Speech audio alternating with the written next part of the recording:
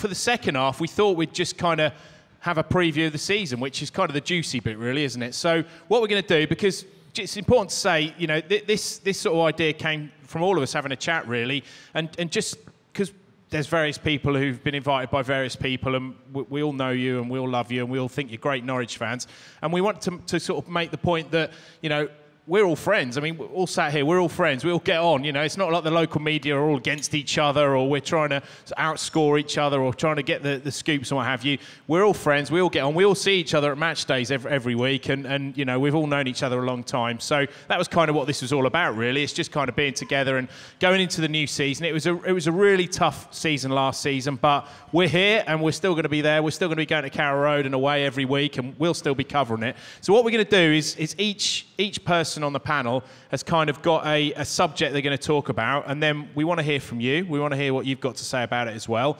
So we're going to start with Chris.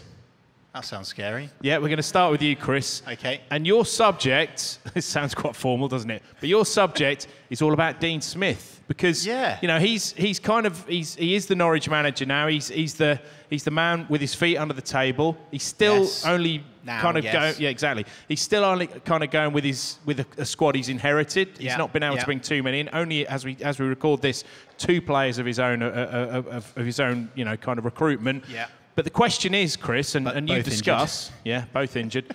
You discuss, is he the right man for the job? Is Dean Smith still the right man for the job? Yeah, I mean, I picked this as my subject, Rob, because I think it's been something that was quite fruity on social media, at least towards the back end of last season. And I personally feel like there's been a bit of a hangover, or almost just unfair criticism of Dean Smith, I think. I think there's been a shadow cast over him by not necessarily his predecessor in Daniel Farke, but because of all of the stuff that happened off the pitch and on the pitch. And I'm just really excited this season to see Dean Smith rejuvenated with what he wants to do. And I know we joke he signed 2 injured players, right? But I think it's really exciting, and I certainly got carried away when we comfortably won 3-0 against the mighty Marseille. I don't know about you, but no, I think it's an important subject to talk about. I'd be really interested to hear everyone else's opinions in the room on this as well, because I really hope that the supporters give Dean Smith just a fresh start.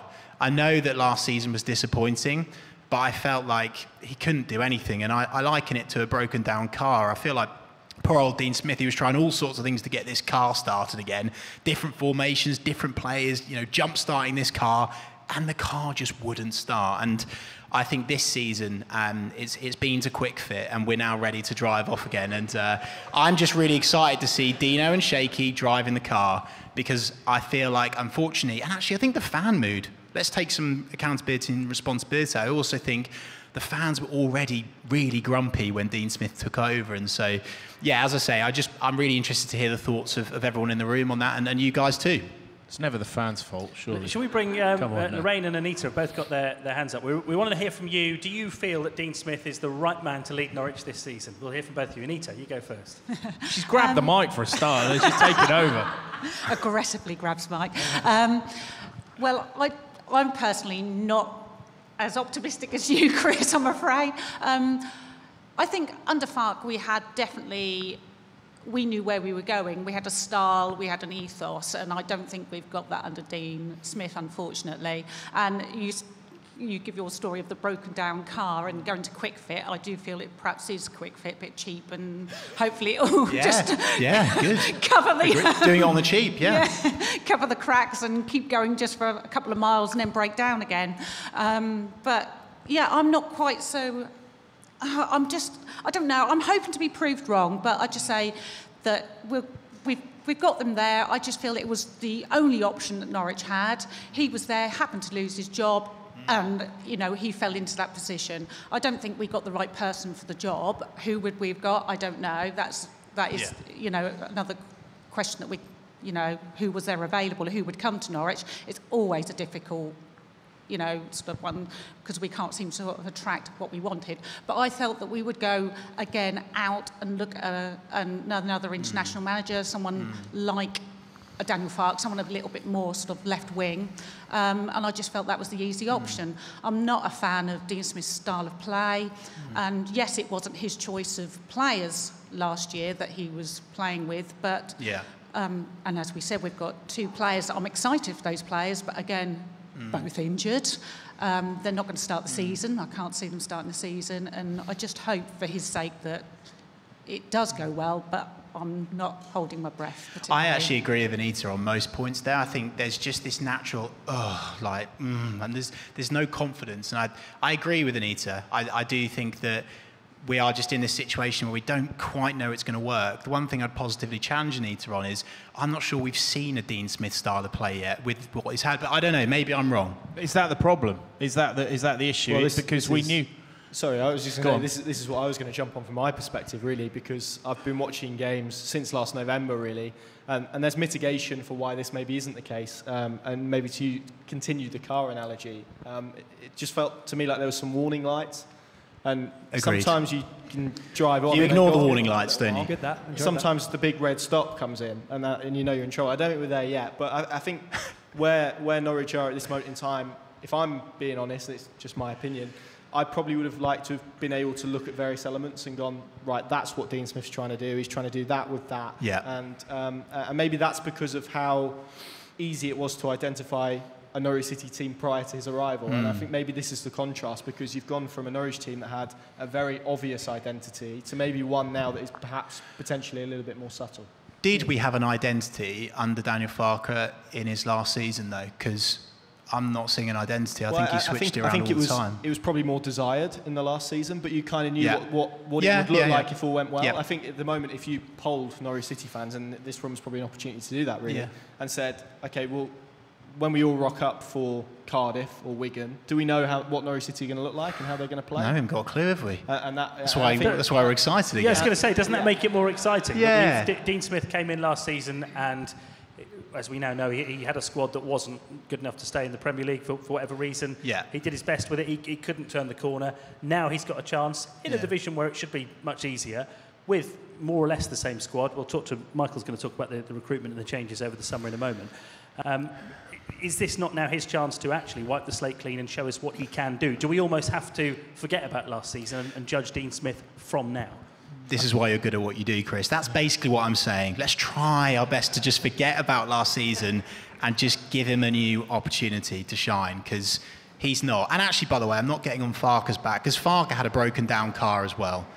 He had a broken down car as well that he was trying to jumpstart. So my point is, for bringing it up, I really hope that, us guys in the media and the fans as well, I just really hope that we can really, truly get behind Dean. Let's give him a chance, because I think there is this shadow cast over him still. It's tough, isn't it? I think it was going to be tough for whoever walked in after Daniel Farke. Yeah, agreed. As it was probably in a similar way for Chris Hughton after he walked in after Paul Lambert. I think it's possibly, not to compare Dean Smith to Chris Hughton at all, but it's a similar kind of situation. You're following a great and someone who almost had the club in the palm of their hands to an extent. That's a very difficult act to follow. I think all I would add is that kind of the style of play point, that's something that he had to wrestle with at Villa as well. Quite a few Villa fans were maybe critical of his style of play. So that possibly is or lack of, potentially. And that maybe is the concern, potentially, that I have. But who knows, hopefully over the next few weeks we'll begin to see that. I know Lorraine wants to come in. Well, I want to say, we all know Pookie can score goals. Yet, under Dean Smith, he wasn't getting that ball that he runs onto. That is tactics. That is the style of play. So if you're not going to play to Pookie's strengths, why have we got Pookie, firstly, if we're not going to play to it? But why didn't Dean Smith, he knows he's going to get goals, why is he not playing to that ball that Pookie runs onto? I mean, 1, 2, 3 times I saw that, but I would say, in Dean Smith's defence, again, you have to look at recruitment, and Michael's going to bang the drum on that in a moment, but the players, they brought in wingers, they brought in quick wingers in Paqueta, who, let's be honest, seems like a good lad, but just wasn't good enough, and he's gone to Birmingham now. Milot Rashica, I think we all agree, probably is good enough and was one bright spot in the Premier League season, but these are players that are kind of trying to get down the byline to put balls in the box, which, ironically, is what Anel Hernandez did for Jordan Hugill, and there's the big man to header it in. Great goal. We saw at Marseille in that friendly a few days ago. So it's interesting for me, that it always has to come back to recruitment. You're right. The Emi Buendia ball through, the Todd Cantwell ball through wasn't there, but that's because the personnel that Dean Smith had wasn't correct for the style of play that perhaps Dean Smith wanted to play and Pukki's strengths. As we're on the subject of recruitment, our second point, Michael, you're going to lead on this one. Just rate the transfer business so far this summer. I know we've still got a couple of weeks before the season starts. There have only been 2 signings. What can we expect from those 2 signings? I know you've been doing a bit of digging on that, haven't you, recently? Yes, yeah, it's all on The Athletic. Have a read. I think it's what I expected Norwich would do. I think given the way that they lost players after last season and chose to let a player like Lucas Rupp go and not renew a contract, then that opens a door for the fact that you need these midfielders that are going to offer a much better protection of the back four and are going to offer something creativity, some sort of extra, additional, different creativity going forwards. Now, when Isaac Hayden popped up, I thought that's a clever signing. I like that a lot. I think he is at the point where he can bridge the Championship and the Premier League. He's quite a reactive player, but I think in the Championship that's ideal. And we cannot get ahead of ourselves. You can't recruit a player for the Premier League in the Championship. It's impossible. So for that basis, I thought that seemed to tick a lot of boxes, especially in terms of his character. He's someone who isn't going to take any rubbish. He's going to impose himself on the group and be comfortable with that. And I think Norwich need that as a strong personality as well. Great. Gabriel Sara, I don't really know where to start because I have no idea what we have got. We've got a player who has played in loads of different positions. Some people will tell you he's going to be this box-to-box midfielder. Some people say, I can't see how he's going to be a box-to-box midfielder. He's 23, moving to another country for the first time. He really wants to do that. Some people I've spoken to have said that, that even in a reasonably low-intensity league like Brazil, he looks like he hasn't quite got the work rate without the ball, and it's like, okay. Others, like Dean Smith, will say he puts out great numbers, he runs around, works hard, and he does this. So, to a degree, we are literally going to have to see what it looks like when he gets on the pitch. The thing I'm minded of is that Emi Buendia arrived from Spain, not Argentina, from Spain, and Daniel Farke took immense care with him before he was ready to produce the work that he needed to go and show what he could do. Obviously, him and Sara are quite significantly different players, but that was a lot. He arrived for 1.5 million quid. When, in the end it was 6-7, but it was a small amount initially. And although I remember watching the clips of Emi and just thinking, oh, wow. So I was incredibly excited, and I understood the time that they took over them. The expectation on Sara, almost because he's literally one of 2 signings, and by the way, I don't think there's going to be many more unless a load of people go, that is significant. And I know a lot of people do want to take their time with him, but also it's going to be very difficult for him to separate from that expectation when he gets out on the pitch. So I am fascinated to see how it works, because I think Norwich have put a lot into this signing working, and they will probably need it to work. Some of the things I hear about him are incredibly exciting, and there are some things he does which are brilliant. So we'll just have to see what that looks like on a Championship football pitch. Are we all aware of his nickname? Has everyone seen that story? Astronaut. The astronaut. Yeah. So he's going to be out of this world then. Well, that's one way of looking at it, but the actual reason is quite. It turns out to be quite positive in the end. But the Sao Paulo fans were kind of, when they first saw him in the first team after coming through the youth academy, were kind of like, if he's a footballer, I'm an astronaut, which is a bit of a worry.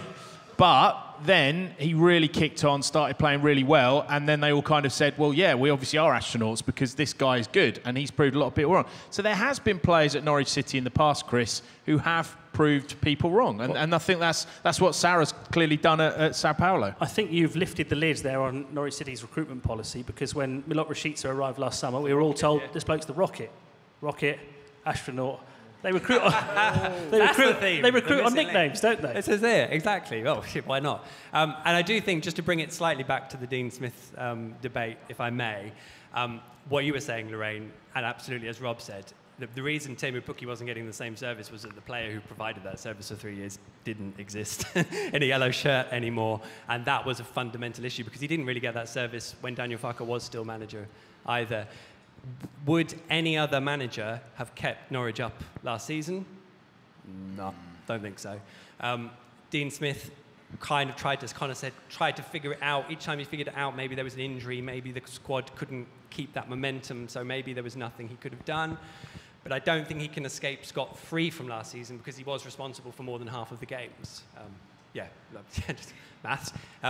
So it is just that wanting to see what he can do now, shaping it, because he's not going to have his own squad. He will have the squad he's got now, and he's going to have to imprint on that. He has got a bit of baggage to work through, and I think that's with the supporters as much as with the players. It does mean that the start this season, I think, is probably more important than it was under Daniel Farke, where 2 years in different first 5-6 games went and won the championship. Don't know if Dean's going to probably get that favour. So I think a quick start would be useful. Yeah, I was just going to add on that point, really, because it feels, and Norwich are traditionally slow starters in the Championship. I think we did work it out, and I don't have the numbers to hand, but they're very slow starters, and just given the mood around the place, it does feel like if they get to 5-6 games and things haven't gone well, given what we saw last season and the mood and how that started, then that is going to be directed onto Dean Smith, whereas perhaps last season it wasn't as much.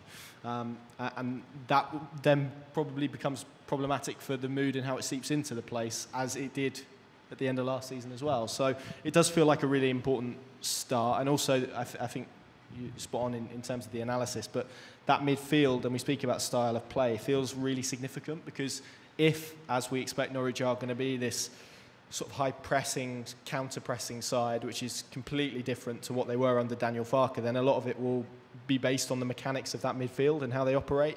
Liverpool are a really good example in terms of, you think about what Liverpool do, and actually they're able to do what they do because their midfield is functional and it operates in a certain way. And it feels to me that's where Norwich City are, not Liverpool standards obviously, although as much as we'd all like that, but in terms of functionality, it feels like he wants a bit more of a dynamic midfield who can support both phases better, because if we boil down the midfield last year, was there a midfield last year? Well, exactly. PLA Smalou scored, Norman scored, that was it. They didn't protect the team, and they didn't score goals or create much either. So that for me feels like a smart thing to address. So we're going to go from the Man City of the Championship to the Liverpool of the Championship, yeah? Possibly, yeah, possibly. Richard? My concern is, one, the size of the squad currently, which is 40 plus, and how is that going to be whittled down to a successful squad, and the fact that I would want to see players played because they are in form and not because they have a name and a reputation. And I think that, for me, is where Dean Smith has got to be successful. And he's got to sort this squad out to have people who are going to play his style in their right positions. And I take the point about Pukki and all that. He's been our saviour for 3 years now. And if he plays just because he's Pukki and not doing what the rest of the team needed to do, then I shall be highly disappointed. If he plays because he's actually banging the goals in because the team are playing well. So if Hugel's banging goals in for fun, he should be the number one. And it's a good option to have, George. I mean, he's a different option. You've exactly hit upon the point I wanted to ask Michael about next, and that is that, let's say, for argument's sake, Pukki he's the centre forward, and if Norwich are going to play, they've been playing 4-2-3-1, haven't they, in pre-season? So let's just say they do that. To my mind, those other attacking players who are going to play in or around Pukki, at the moment, he's got 11 different options. He's got, I'll try and do it off the top of my head, he's got Cantwell, Dow, Jolis, Rashica, Adam Eder, Josh Sargent, Jordan Hugill, Anel Hernandez is still there, Daniel Sinani, and there's probably one other that I haven't remembered. Who's the other one? Soto back? Because Barnsley no, I think he's done. He's John Rowe? He's playing for Livingston Reserves or something. They're the other two, Rowe and Springett. So that's 11 players who, for various reasons, would consider themselves to be regular starters in the Championship. And they're not all going to be, are they? So how do you manage that? Surely a couple of those are going to have to go, aren't they? Well, they're going to have to go, because, I mean, even Norwich played Milton Keynes, didn't they? The under-23s played MK Dons, and Rowe and Springett both played in that, which I guess is because it's literally, haven't got enough seats on the plane, lads, sorry. So, and I was thinking about the exact point with Jakob Sørensen, because he scored a belter of a goal, and I think he even said it on Twitter. If he's doing that and impacting games, then it doesn't really matter who else you've signed. If he's contributing to a winning team, you don't need to dip him out. In the Championship, you don't need to swap your system to be tactically, adept or to change shape or whichever, because we've seen it over 2 years. As long as you've got a really good plan, most Championship teams aren't tactically flexible in that way. They might cause you slightly different problems, but if you're good enough, you will beat them, and you don't have to mix it up. So, ultimately, it's an unworkable group for the size. Dean Smith absolutely has to pick players on form, and I think in reality, August is really important because there'll be players in pre-season, A, playing well because I think I can get a move here, or B, I'm going to play myself into the team, and then 2 games into the Championship, you've maybe not won, I don't know, or maybe someone else has got the starting gig and you're a player thinking you were going to play, and now you're not, and you're like, well, I don't really want to be here, thanks. I've got an offer to go this place abroad, and I'm going to play. So I think there'll be a load of moving. The squad from this point to when the window closes will change quite a bit, but it's a fraught situation at the moment, I think. Because they've got to play, the transfer window still closed at the end of August, doesn't it? And I think by the end of August, they've played 7 Championship games. So the cup. Yeah, the season's well underway by the time the transfer window closes, isn't it? Yeah, I think the absurdity of it really is summed up by next weekend. The fact they can play 2 games in 24 hours and field completely different teams. Yeah. But I mean, and you look at what previous Championship titles have been based off. A lot of it, as Daniel Farke used to tell us every week, was based on togetherness, and that was because they had quite a tight-knit squad. This is the opposite. This is a massive squad, and if it continues and they go into August and there's a big group of them who aren't playing, that affects the overall atmosphere in the dressing room. Happy. That leads us on to your point, Connor, which we've asked you to think about, and that is, let's forget that last season was relegation, because we've been here so many times. Up until that point, there was a general feeling that as a football club, Norwich City was one that was heading in the right direction generally. What about now? You've covered the story over the summer of potential American investment. Publicly, that's all gone a bit quiet, but do you still get the feeling that as a football club, we're not going to be the next Derby? Norwich City are heading in the right direction. Where are you with that at the moment? Yeah, it's an interesting one, because I remember writing a piece in October, and it was on the back of some of the very public criticism that Norwich's model had got in the Premier League. And actually, then it was very much like, well, if they achieve it, then they're kind of trendsetters, because actually a lot of teams lower down the pyramid need a team like Norwich to go into the Premier League and survive the way they operate. And increasingly, it feels, sadly, like that's probably fantasy. I was watching a sports news channel, which people will be able to guess which one, earlier today, and they had a graphic of what 10 Premier League clubs had spent this summer, and the lowest was 34 million. It's staggering. It's staggering. And how do you bridge that gap? And I'm not sure. And sadly, it feels like in order to break this cycle, and at the moment, sadly, it feels like the cycle ends with Championship mediocrity rather than Premier League stability, is ultimately investors and investment and spending money. And that is probably a sad, for me anyway, it's a sad, and we're speaking about the state of football now compared to maybe 20 years ago. That feels quite sad, that's what's needed to make a football team successful, because we don't have those stories. We don't have Norwich City getting into Europe and beating Bayern Munich. We don't have Leicester City winning the league. We don't have all of those stories if it's all based on finance and funds. But because of the rumours they've been, the American talks over the summer, does that suggest that actually the mood has changed around the club, and that they have realised they are going to have to look to do things maybe not radically different, but slightly different, if they are going to take this club to the next level? Yeah, I think it was maybe always a bit of a misconception that it was a little bit of a closed shop, but I think it was you, Chris, who gave this example. Maybe I'm wrong about if you're trying to sell a house, then you have to put it on the market, right? No one's going to knock on your door and say, I want to buy your house. Yeah, you need a Williams Way board outside. Yeah, that's it. So I think this idea that there was going to be some kind of mythical, or someone on a mythical creature arriving saying, I want to throw loads of money at Norwich City because I love football, always felt a little bit far-fetched. So I think eventually you have to probably realise that how Norwich are doing things hasn't worked, and it hasn't worked the last 4 times. And it's the quote about insanity, isn't it? If you keep doing the same thing over and over again and it doesn't work, you've probably got your answer, really. So it does feel like something needs to change. And I think the major question for me is, what does that look like, both in the short term and the long term? Because if American investment in the short term is buying up 18%, well, if you're a multi-millionaire, are you coming in to buy 18% and sit in the background in the long term? I'm not sure you are.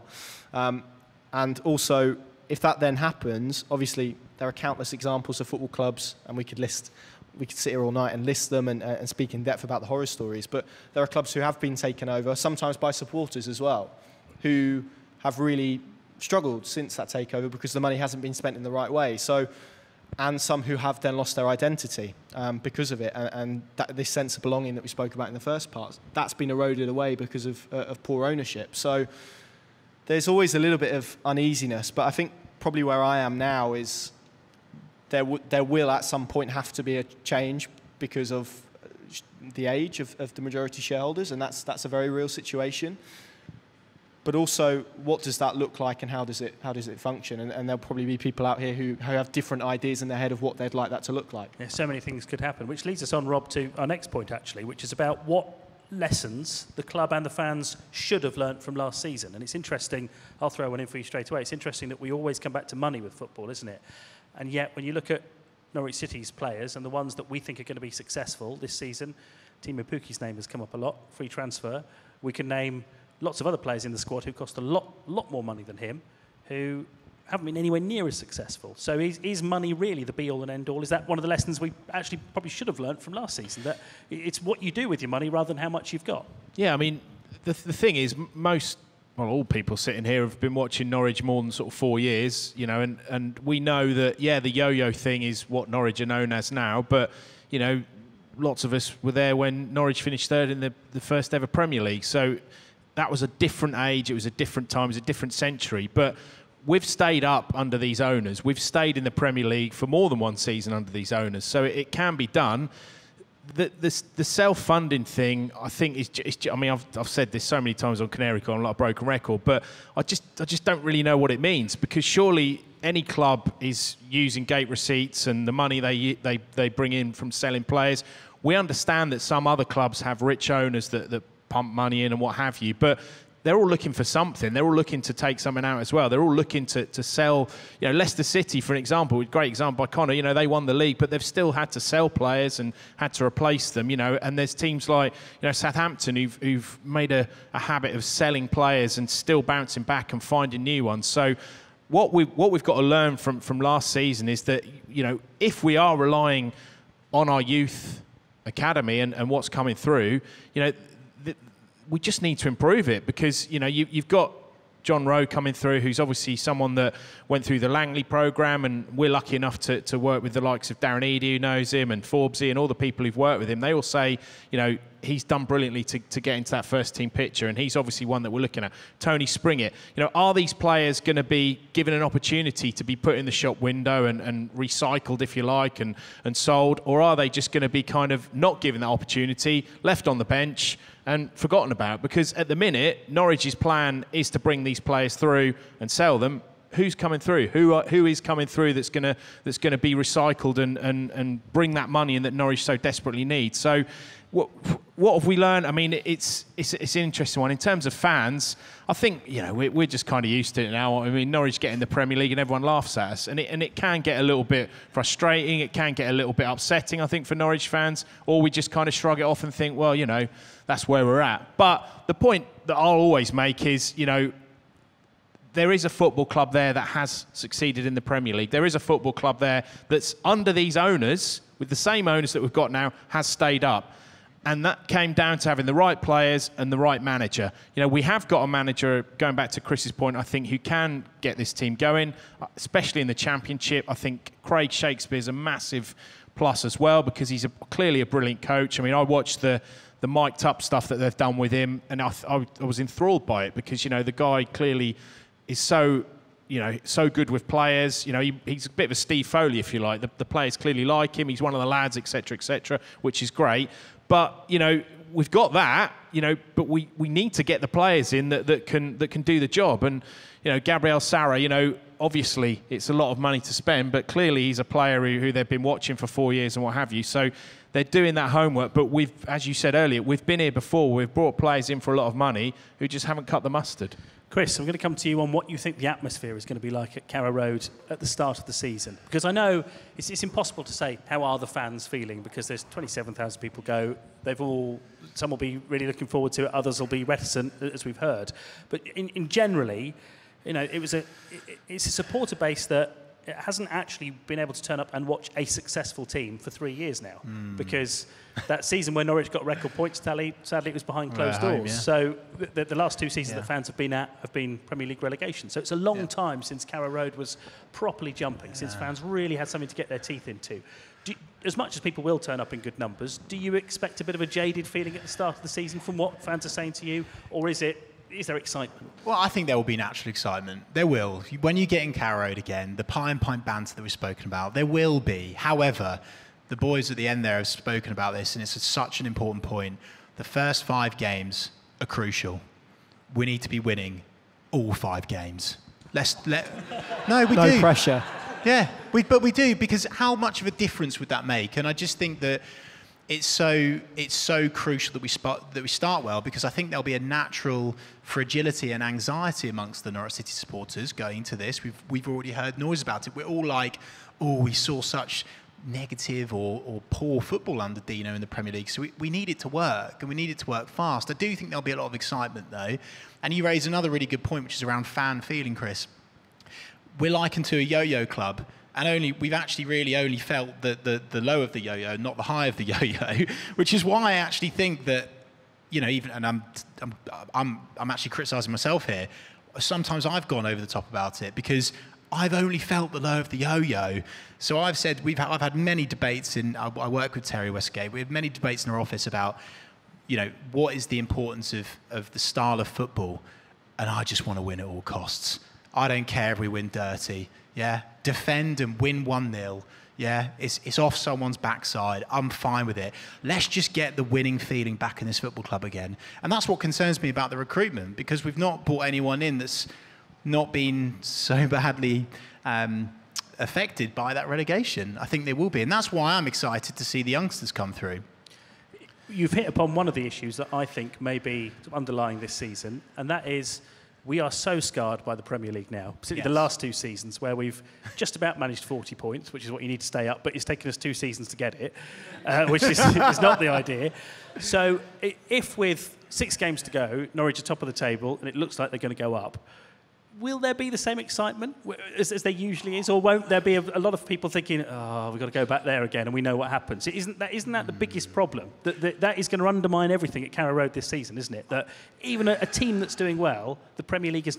You see the Nottingham Forest fans over the summer going crazy because they're finally back in the Premier League. It's not going to be like that for us, is it? Yeah. I think recency bias comes into it, though. We are all going to fall over and fall in love with the football. If that is the situation, you know that we'll get carried away again. We will. But what is going to change, and what I'm really, quite worried about actually, is I don't think that the club can continue the narrative that they have around ignoring the noise and, not being able to criticise what they're doing internally and things like that. I think that is going to be really challenging for them, because, the first time we went up to the Prem under Stuart and Daniel, it was, Stuart came on the podcast. They're all free hits. We're here to piss people off, he said. And we didn't. And then we've gone up again and done the same thing. So what my point is... When's he on the podcast then this time? Is he coming on or...? Not. I can safely say that will not be happening. But that's a good point you just made about ignore the noise. I mean, do the club ignore the noise? Because I think... No, I think they're listening to it. Yeah, exactly. I think the more they say it, the less they do it. Because this is every little bit of thing that goes on, they seem to comment about it. And that's not ignoring the noise, is it? No, I think it's done. And that's my point, Rob and Chris. I think that it will completely change. The way that we are as a football club this season is going to change. And that will be really fascinating because, as you said, if we are in the top 6 come towards the end of the season, I think there will be this natural... everyone will be more of a critic. They'll be so worried going to the Prem. There won't be as much joy because they'll be thinking, we've had this before. They're just going to waste a load of money again. And I think that is a concern. But I do think recency bias will come in and we'll fall in love again if it's going well. We'll be out there with the open-top bus and all that. Correct, we will. It's important to say, and this is a bugbear that, I talk about on the radio a lot. It's none of this is ever the fans' fault. You know, the bottom line is these wonderful people we've got here today and the 27,000 or whatever will be there for that first home game against Wigan. You know, none of it is their fault. Nothing they are doing is affecting, you know, Kenny McLean. I don't know why I've picked on him, but giving the ball away. Whoever it is, you know, any player. So I think it's important that we kind of feel proud of ourselves as being loyal Norwich fans, and we go with our heads held up. As Michael said earlier, if you want to boo at the end when you're walking out, fair enough, but all we can do as fans is just get behind them when the whistle blows. That's all we can do. Well, Michael, should we bring you in on who you think the key players are going to be this season? From what you've... I mean, I know you... who should we be hanging our yellow and green hats on to really, you know, get everyone believing again? Oh, get everyone believing. Okay, well, I mean... I don't know. Shall we move on? We've seen. I know you teed me up on this earlier as well. I was like, all right, okay, yeah. I haven't really thought about it since. I mean, you know, this group. Everyone looks at the squad and just goes, that should be fine in the Championship. I mean, you've got a load of players who were recruited to play in the Premier League and were, you know, apparently good enough to be in the Premier League because that was why they came in. So, you know, they should be ripping it up. So you've got players like, you know, Josh Sargent should be capable of scoring in the Premier League. You know, Todd Cantwell, the way he played against Marseille, you're like, oh, okay, brilliant. Can you do that? Because that is the first time I've seen Todd from 2-3 years ago since. Brilliant. Defensively, I mean, I probably... I mean, the poor lad is just having pressure dumped on his shoulders. But Andrew Omobamidele looks amazing. He looks like he's going to be a proper prospect. There's a lot expected of him. Everyone's all willing to just put that on his shoulders, but I love the look of him.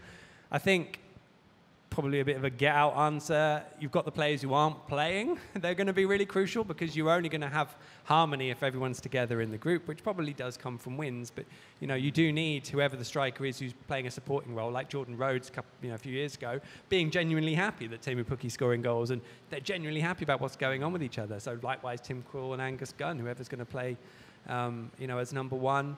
And if you've got 4 strikers, then a mix of those. So, I mean, all of them. Just the players. Yeah, well, the players. We talk a lot about recruitment, don't we? And we often get, you know, they've spent this, they haven't spent that. Do we talk enough about what managers and coaches can do for the players that they have already got? Because we talked earlier on about how one of the problems last year is they didn't have the Buendia replacement. Players weren't knocking those balls on for Pukki to run onto.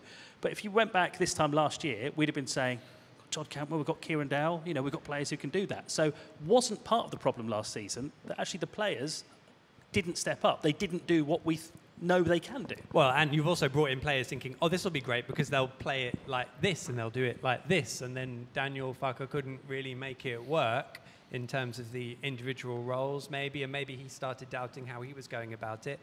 And then you're right, the players... It's very difficult, though, because the difference between a player with confidence and without confidence is miles. So yeah, I think the players definitely have to take responsibility. There's no one inside the football club who shouldn't be looking at themselves after what happened last year. When you talk about the lessons that the club have learned, I would like to think they spent all summer going through a really exhaustive list of all the things they've got wrong, not blaming anyone else, thinking about what they've done, and then sorting it out. You know, that's what they did 2 years ago, and they were fresh as a daisy, and bam. And this year they've got to do it, and they've got to do it with a manager who hasn't been relegated before, so he doesn't know what this is like, you know. And you're right in terms of also the head coach, when they come in, then you're kind of putting responsibility on them to show what they can do and improve the players. But also, we've also said, well, can you really blame Dean Smith for last year because the players weren't good enough? Well, if you're asking Dean Smith to coach them, which is kind of why Norwich have got a head coach, then he does have to take responsibility because there was no noticeable improvement in that group of players, really, once he came in. Which is why you can go around the houses discussing the same thing all the time. But it does come down to recruitment. The players are going to be crucial, and that's why probably I'm less inclined to talk about the model now because I think Norwich have got the model. I'm proud of how Norwich go about it. I think it's brilliant. I so wanted it to work last year because that would have just shown so many people that it was possible, and Norwich have shown it's possible in the past. But the reason it didn't work, I don't think, is because they didn't have the money. It's because they made lots of bad decisions. And ultimately, you can sit there going, oh, well, it's never going to work because of our model. I'm not saying that's you. That's not you. But it wasn't that. It was that they didn't they didn't get it right. And Norwich have actually been in a good position. You know, they've gone up. They've had that money. I worry more about what Norwich do when they haven't gone up and they can't sell a player for 12, 20, 30 million quid. And then how do they get around it? So I think they do have to take responsibility for that. And hopefully they will have learnt all those lessons, show it on the pitch where it matters, and we'll win the championship. Absolutely, yeah. Job done. Yeah. So, Lade, sorry to keep you waiting there, but if anyone else has got any points, just give Joe a wave and we can bring it. Go on, mate. Michael, are you done? Yeah, finished. Although dropped his mic. I love that from you. What I wanted to talk about your point, really, which was lessons from last season. And to me, I think a massive lesson, and we all know it, but I think it became really clear, was that the club is more than just a team on the pitch. And what I mean by that is, to me, last season, there were poor performances from the commercial side of the club.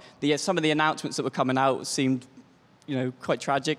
A lot of the coverage about Norwich at the start of the season was poor. About sponsorships seemed really flaky. It didn't seem right. We were kind of talked about for all the wrong reasons.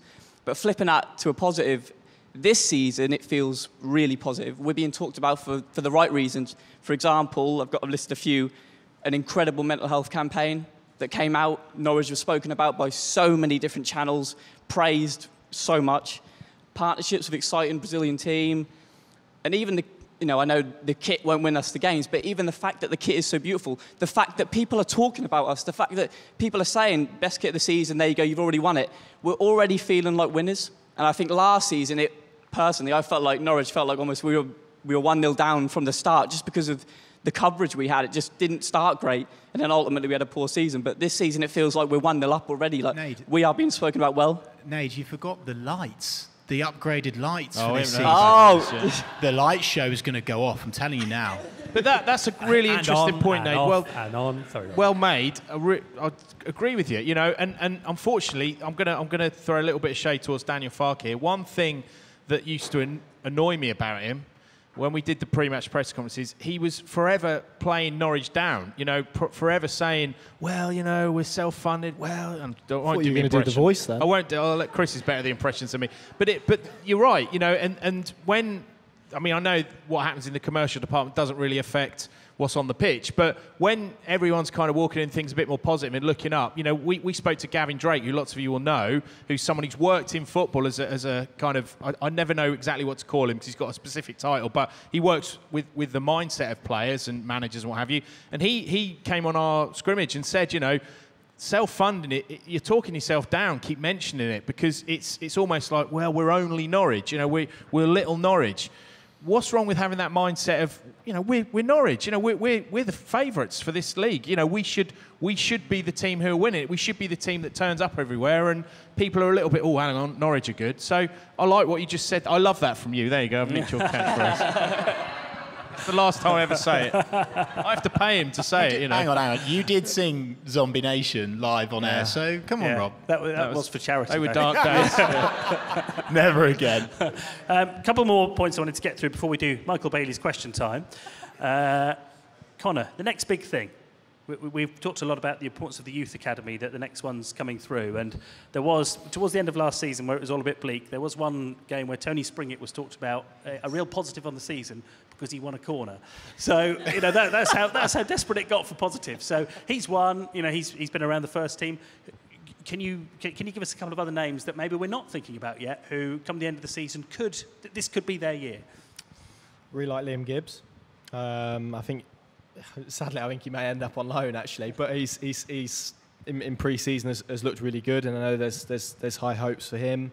I think John Rowe is still incredibly exciting in terms of his cameo and what he offers. I still think he's extremely raw, and I always think it's difficult to judge players when they emerge in a season where a team has got relegated, because they don't really have to do much to get praise. They have to be enthusiastic and run around a bit, and they're seen as a little bit different because they don't have the baggage of what's gone before. So I'm always a little bit cautious of that.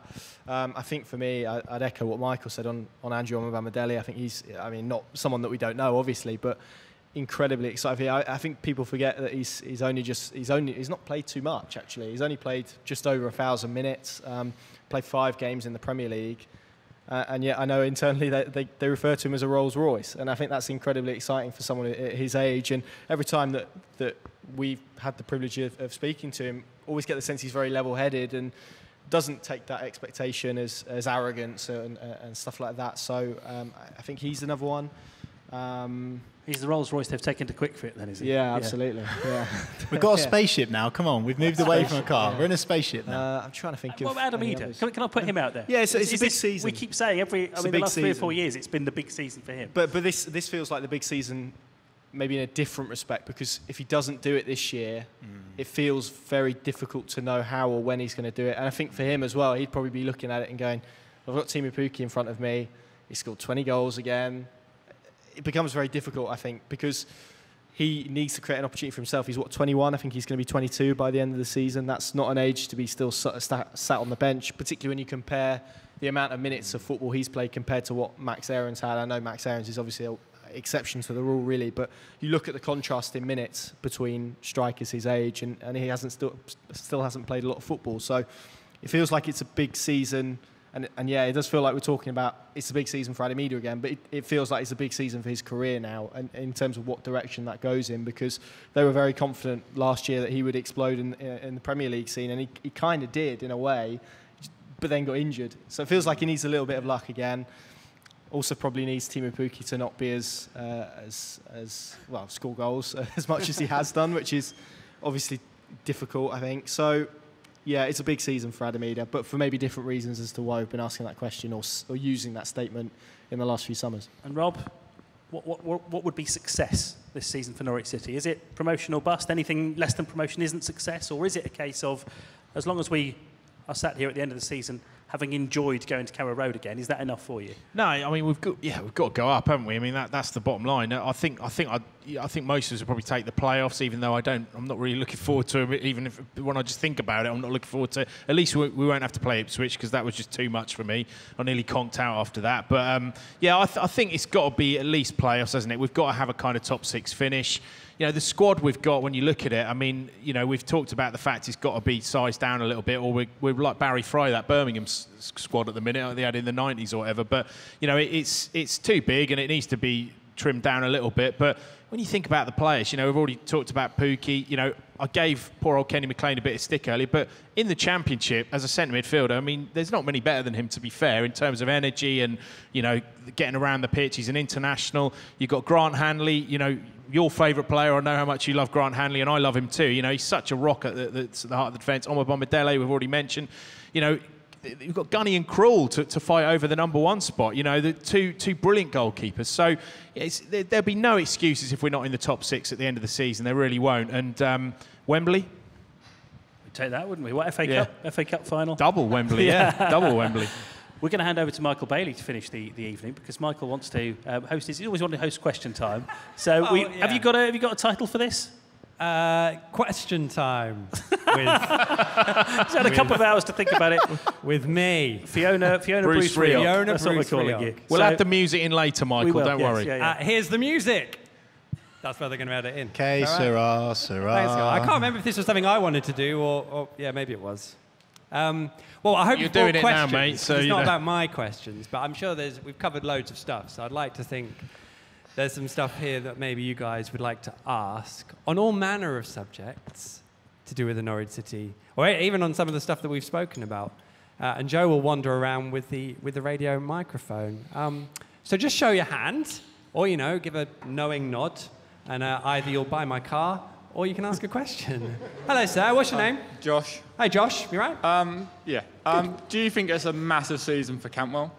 It's either, obviously, he's got to go and be our star player and earn another contract with us, or try and get a move upwards, or if he plays badly, he's going to end up League 1, League 2 sort of player and maybe bottom end of the Championship. Josh, you've just answered your own question. That was wonderful. Who'd like to say? Chris, you haven't had to actually answer a question yet, have you? Of course it is, yeah, because I'm right in saying it's the last year of Todd Cantwell's contract, aren't I? And we've got a player who we thought was going to be worth tens of millions, who at the moment isn't, because he's in the last year of his contract. So if a club wanted to buy him now, they probably wouldn't have to pay as much as we thought we were going to get for him. That said, what happened with him last season we'll never know, but He started off in Daniel Farke's first team and ended up not in the squad. He started off in Dean Smith's first team and ended up not in the squad. He then started off in Scott Parker's first team at Bournemouth and ended up not in the squad. 3 times in the same season with 3 different managers. He's the common denominator, isn't he? But what I've seen of pre-season, which is just a few of the highlights, and I went to the Dereham game, he looks as if he's getting his mojo back, possibly. And maybe Dean Smith has put his arm around him, that they've cleared whatever air needed clearing. And, you know, I never thought we'd see him playing for Norwich City again. When he went to Bournemouth in January, that felt like a bit of a sorry end to what was a wonderfully promising Norwich City career. But the fact that he's back, he's in the new kit, and he's starting pre-season friendlies, it could be exciting. You know, that it could be, to use a terrible cliche, like a new signing, a player that we thought was going to kick on last season, a player who'd done it in the Premier League against some of the big teams who just didn't turn up last season. If Dean Smith can get a tune out of him, then we've got a special player without having had to do anything. And I know that there is a sense that Todd Cantwell gets more criticism than a lot of the other players, but I think that's justified in that he's shown that he's so much better than a lot of the other players. So we only judge him by his standards. When you've seen him score against Man City and against Arsenal and really take the Premier League by storm when Norwich first went up under Daniel Farke, other players in the squad haven't done that. So if he's held to higher standards than other players in the squad, it's only because we know he can do that. So if I was him, I'd be taking that as a compliment rather than thinking, oh, why is everyone always getting at me? So, yeah, I really hope, I think we'd all love nothing more than seeing Todd Cantwell doing what he used to do for Norwich City. I watched him play against Dereham, Kings Lynn, where I thought he was quietly very good as well, and obviously Marseille as well. And it just feels like, he just looks like a happy footballer now. And he didn't for the last 12 months, and we can all speculate for what that is. And I think, I mean, you touched upon the criticism. I think a lot of the frustration around Todd Cantwell is because everyone, as you touched upon, everyone knows how good he can be. Yeah. And actually, we spent a good chunk of the evening speaking about recruitment and what Norwich got wrong and the lack of creativity. Everyone knows that there's a player there who could address that, because in many respects, he's probably, to take on kind of your like a new signing analogy, if he does turn up and we get the Todd Cantwell that we all hope and know from 2-3 seasons ago, then he's probably a better player than Norwich could have bought anyway this summer. Yeah. Well, yeah. Emi Buendia's departure felt like his big opportunity to, you know, grab that sort of creative spark in the team and be that person, and he didn't for whatever reason. But he's still here. So yeah, and also on that, that's quite a tough thing to get your head around as well. To go from not being the main man to actually stepping up a league, and then everyone's saying you're going to be the main man. That's quite a difficult thing. He's still a young guy. I think it gets missed a little bit, and some people mature at different times in their life as well. So I think it could be his year, providing everything lines up for him, and he's making. I mean, Michael referenced it earlier in pre-season. If someone comes up and delivers a level of performance, then and actually I've spoken to Chris Sutton about this as well, and he spoke about when he was a young player and how he viewed it. And Todd's not 19 anymore, and that's important to stress as well. But if you have a good pre-season, you can almost force your way in there, because if you produce 8 out of 10 performances in pre-season, there's no way you're not going to start against Cardiff in this instance. I remember Jacob Murphy doing that under Alex Neil a few seasons ago, where he almost came from nowhere. Yeah, almost came from nowewhere to be, you know, starting in the team every week. I know you want to talk about Todd as well, because I know you're like me. Me and Chris are all together on this. You know, we both really like Todd, and I think he's an exceptional footballer. And I agree with what everyone's just said. I think, you know, he's got an arm around him. I think that's what's happened this summer. I think that's what he needed. Chris laughed at me once when I said on the radio he loves his clothes, you know, and because he does, you know, he likes going on Instagram and he likes he's got sponsorship deals, what have you. But I worry that some Norwich fans look at that as a bad thing, as if like the lad can't be a young lad, you know. But also, just sorry to cut across, but I think there's an interesting thing around footballers more generally, that if they have a personality or a character, we're really keen to beat that out of them. Exactly. But also then we stand and interview them every week. It's like, well, you don't really get much from X or Y, Z, and that's why. And I totally agree. And we've got to lose sight of the fact, you know, he likes to wear, you know, colourful shirts and the sponsors giving him or whatever. That's part of football now. You know, we've seen it with other players, you know, and it just worries me that I'm in my 40s, so what I don't know what you... Yeah, I know, really? You can't believe it, yeah. Got more hair than you, though, to be fair. But, you know, these young lads, that's what they want to do to express themselves, and, you know, young female players as well. So I just think it's important that Norwich fans really try and back Todd, because he's a local boy. He's from Deerham. It's great seeing a local boy in the team. And above all else, as Chris quite rightly said, the reason we're all a bit like, come on, Todd, is because we know he's a match winner. When he's in full flight, he is a match winner. So, great question. And I really hope he kicks on, because for us as Norwich fans, we want our players to do well. And we want to see Todd firing on all cylinders. I think a really exciting thing about not just Todd, but a few of the others, the castaways, if you will, is that you are going to witness a new form of motivation. And he will be driven on by the online bully boys, slagging him off about his clothes every week. And that will give him the motivation to crack on. I know you're having conversations with Anel. He's so fired up by people writing him off. Ben Gibson, Tim Krul, because obviously Angus is competing now. This is a positive, guys. Like, we're actually... This... You're saying we should all go online and slag them off then? Definitely not. Just ring up Canary Call. Just ring up Canary Call. I just think the thing with Todd is you'll only hear the club's version, obviously, and we'll never know. There's definitely a line in the middle between there's three truths. Is that the phrase? So we'll never know truly, right? But what I do know is he will be so motivated to prove people wrong, and that's really, really big positive. And let's not forget the last time Todd Cantwell was in the Championship for Norwich City. I mean, that goal away against... Oh, I've forgotten now. Sheffield Wednesday. Oh, what a goal that was. Like, we've seen this time after time. A motivated Todd Cantwell with the fans on his side, a manager that's actually got his arm around him rather than publicly criticising him. You will see a different Todd Cantwell this season. To be fair to Farker, I think he criticised him when he needed to be criticised, because obviously something had gone on. And you're right. What upset me was the aforementioned Stuart Webber kind of picking up, cryptically about the fact that Todd sat on the pitch when we got relegated and making a sort of example of him as if he was doing it for the cameras. I don't think that helps anyone. Certainly doesn't help Todd Cantwell. And it seems that any chance that person gets to sort of dig at Todd, he takes it. And I just don't really... I think that's totally counterproductive. To be clear, though, I'm not saying Todd is void of any criticism. Like, he absolutely deserved it as well. Like, when Dino brought him back into the fold, he was poor. He was hooked off at half-time, I believe, wasn't he, in one of the games? And he was poor. He does deserve criticism, but it's a fascinating thing with Todd Cantwell coming back, because I'm with you boys. I never thought he'd play for Norwich ever again. So I think that I actually think that we've got a wild card there. But we've got a lot of wild cards, actually, in this Norwich 40 team. 40 of them, I think, wasn't it? 40 100%. So, yeah, interesting. It's difficult, because, I know at one game 2 years ago, I tweeted about the fact that Todd had done his hair. And it wasn't like a criticism. It was just like, Todd's done his hair. And if you do your hair and you're in a high-profile job, someone will... If I turned up tonight with red Mohican, someone would go, oh, look at that. So, and you can do anything you want, I think, as long as you're in your high-profile job, justifying it, and that can be really difficult if you don't feel confident or you don't feel happy, I suppose, or whatever it is. So it's a really difficult balancing act. I think sometimes that's something that Todd and the club have to deal with to get the best out of him. It would be absolutely 95% down to Todd if he comes through and shows what we all hope he can this year. But I think also it would be a real triumph for Dean Smith, who has managed to get the most out of a lot of young but probably complex characters and really develop them.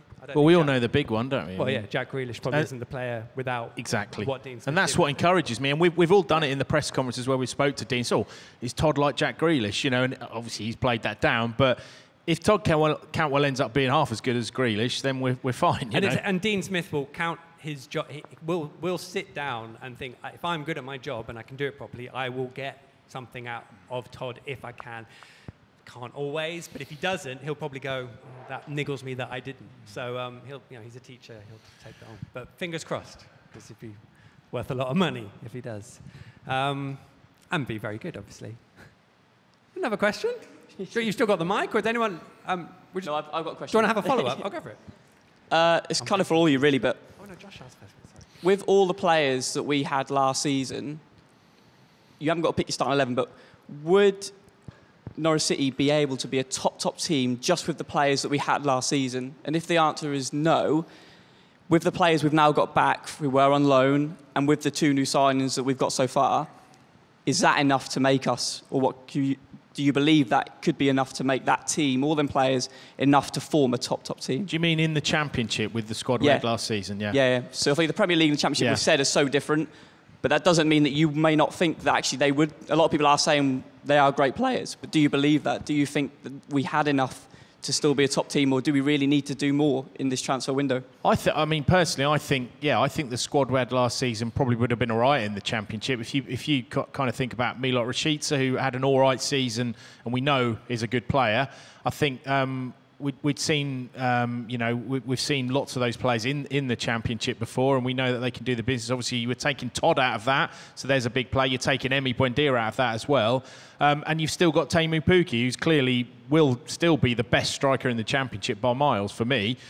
You've got Grant Hanley, who's probably one of the best centre-halves. You know, Scotland fans won't have you say you that, but we know at Norwich how good he is and what a leader he is. You know, you've got Tim Krul, the best goalkeeper. I know I'm sounding a bit, towards my team here, I'm sticking up for him, but I think it's a great question, and I think actually you're right. I think that the problem we had was recruiting players who were good enough to keep you in the Premier League, and we were way off that. But in terms of a Championship squad that we had last season, probably Dowell, players like that, they've shown they can do it. Is the mentality there though, Rob? Because I worry about the mental minerals of this squad, because having been knocked down before and had to come up and do the same thing again, and now they're on the same roller coaster once more, much of the same team, I worry about that losing mentality. And this is why I'm surprised that we haven't, well, maybe surprised and also not surprised, because we've not been able to sell the players because they were so bad in the Premier League. Do you know where I'm coming from there? I do worry about the mentality. So I think Nade, your point, I think the quality is there, definitely. This team should be top 2, 100%. But your 2 new lads are injured, which is, as we've said, the start is so important, and that will knock us. And my big concern is the mentality, which I know that the players will find insulting, but that is my natural concern. Yeah, it's a good point, but I think Dean Smith clearly, and Shaky as well, they're good man managers. They're people who've dealt with lots of different problems at Villa and Walsall, going back with Dean Smith and the other clubs and what have you.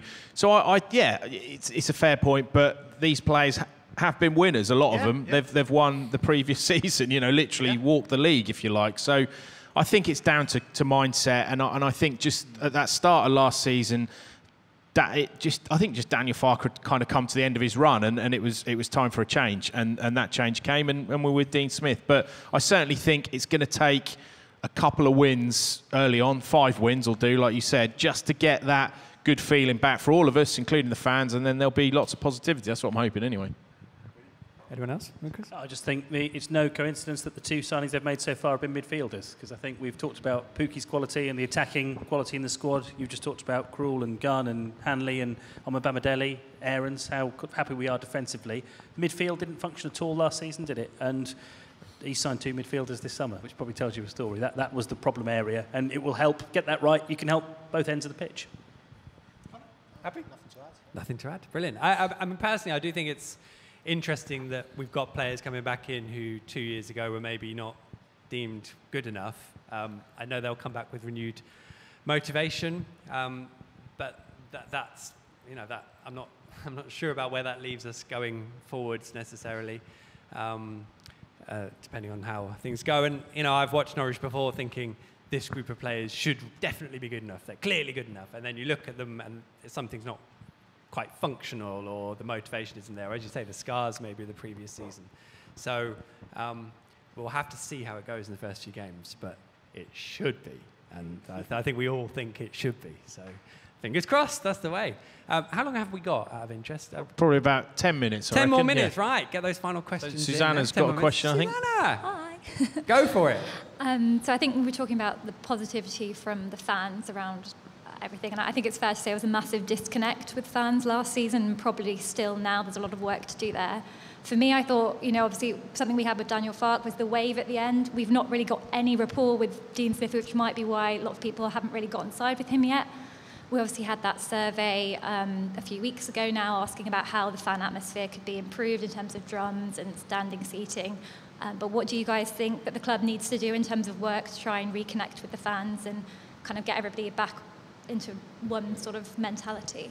Let's have a manifesto, guys. A manifesto Just for win atmosphere some change. games. That's all we need to do, innit? I mean, that is it. But I can see what you're saying. You know, I've obviously always used to come down to the Barclay and speak to fans, including you, Susanna, after a game. And, you know, the Farker wave was always something we all waited for and we loved it. And, you know, the pat in the chest and all that was great. And Dean Smith does tend to just kind of wave and walk off, which is his style. I mean, you can't force the bloke to do something he doesn't want to. But, you know, I think a lot of it, and the disconnect is definitely there. That's palpable and has been for a few months, sadly.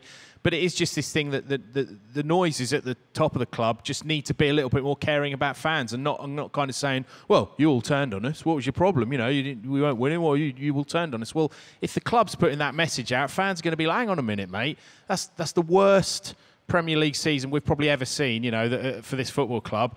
We're human beings, you know. We're not going to sit there and cheer something that's rubbish, you know.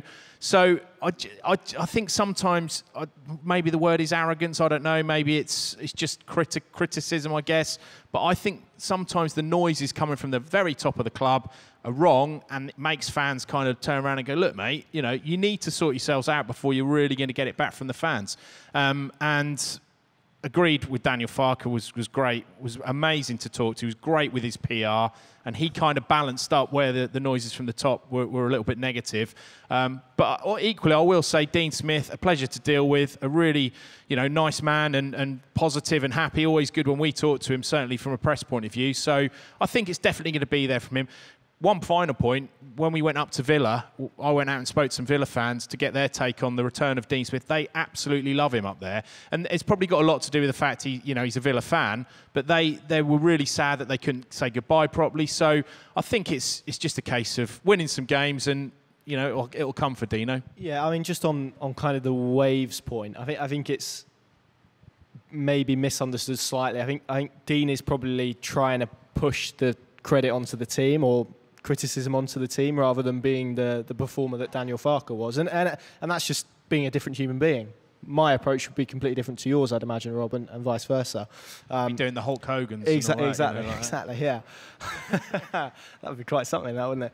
I think communication is key. I think if you're a fan of a football club, there's always quite this kind of frosty relationship where you don't really want to be treated as a customer.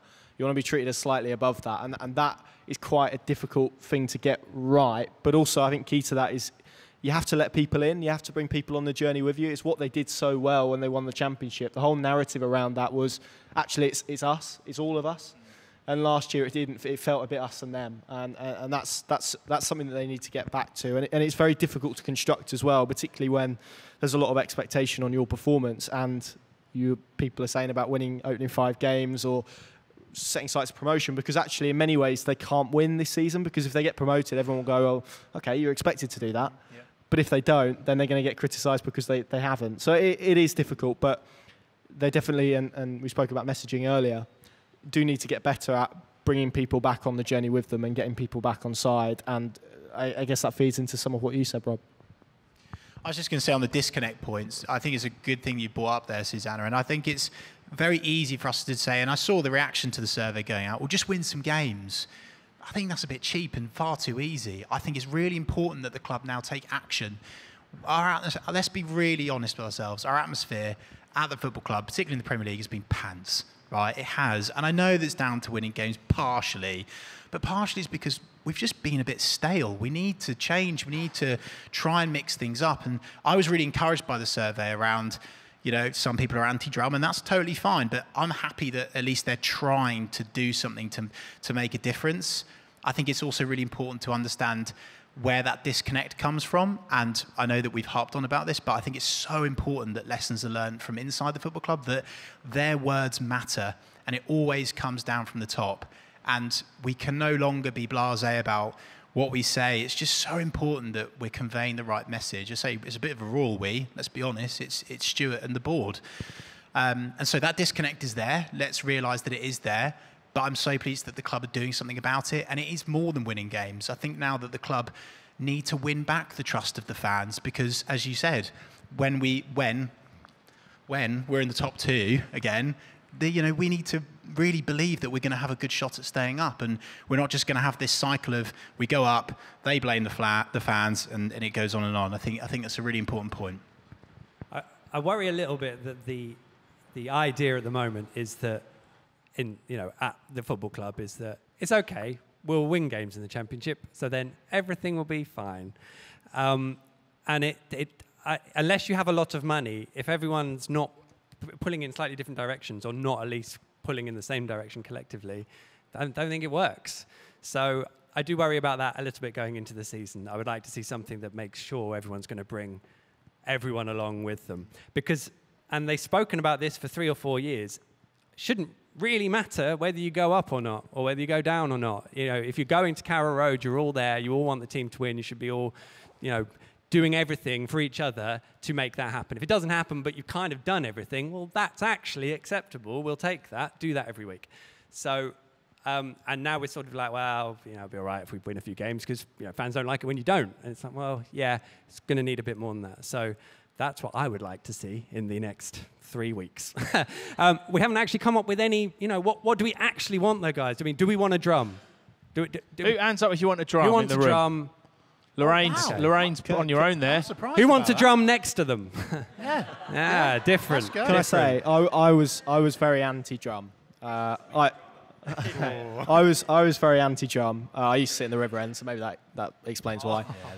But actually, I was amazed at what it did at Watford away, and the Charlton atmosphere. as well, yeah. Charlton as well, Yeah, and really the atmosphere good, yeah. it created.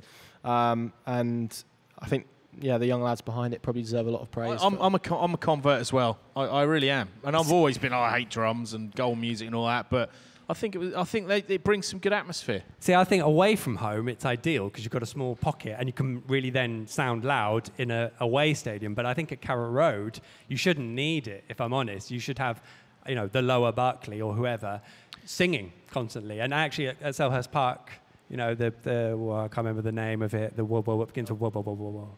What you mean the ultras? The thing? ultras in the yeah. The what? What are they called? That's it. That's the yeah.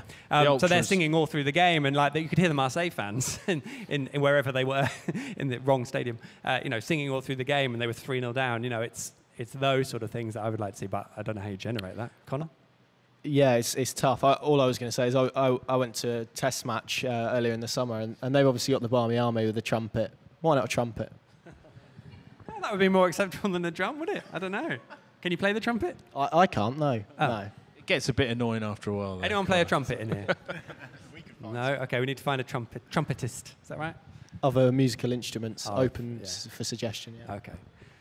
Anyone, anything wants to say on that? No? Okay, let's move on. Anita. Hi. I was just going to go on from what everyone's basically saying, the gentleman here, Susanna, and Chris as well. I do feel that, 4 years ago, one thing that was key was unity. We had that pre-season in Germany where we went along, we felt that we were on that journey with Farke, as a new manager. It was exciting. We were watching something, sort of transitional into something beautiful. And we went along, with the, getting sort of promoted, and it was a fantastic time.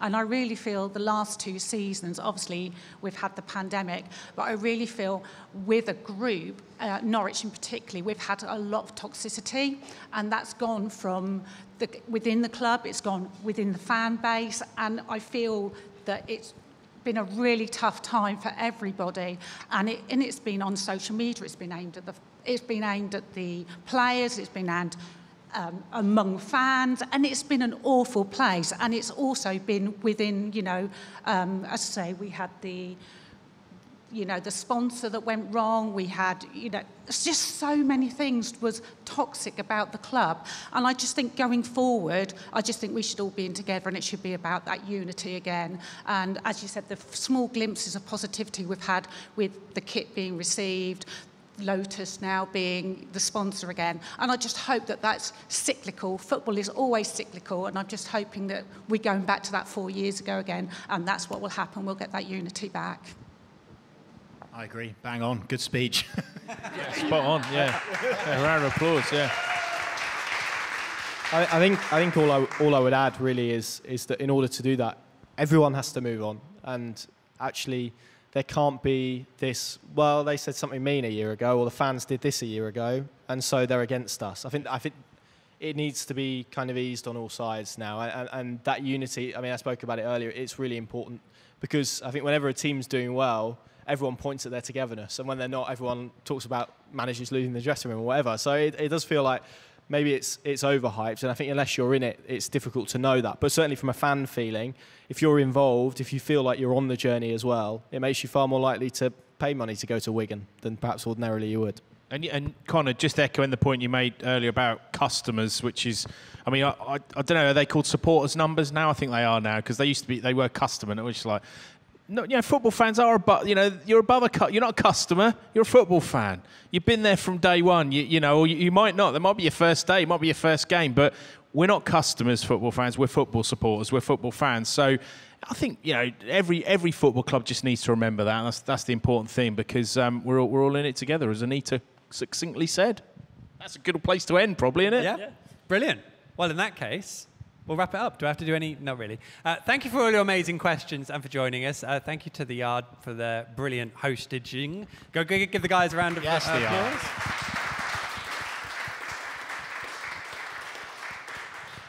And I'm going to pass over to Chris to wrap up. Yeah, I think you said it all. I just want to say thank you to everybody for coming tonight. I hope you've all enjoyed it. And 2 weeks' time, we'll do it all again. Here we go. Another football season in the life of Norwich City. Thanks to Chris, to Rob, to Connor, for Michael, for being part of it, and to everyone for coming. And thanks to the Yard as well. Thanks for a great evening. And thanks to Chris as well.